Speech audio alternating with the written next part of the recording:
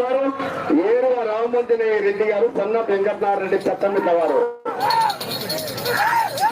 కాబట్టి live time score release. రెండవ round అనగా 400 అడుగుల దూరాన్ని 2 నిమిషాల 16 సెకండ్లలో పూర్తి చేసుకొని మూడవ రౌండ్ లో కొనసాగుతున్నవి. PSR infra developer Sai city construction managing director Thota Srinivasarao గారు, కుప్పరావురు గ్రామం పెద్దకాలత 2 రౌండ్లు పూర్తి చేసుకొని మూడవ రౌండ్ లో కొనసాగుతున్నవి. భీముడు చక్రవర్తుల కలపి దక్కన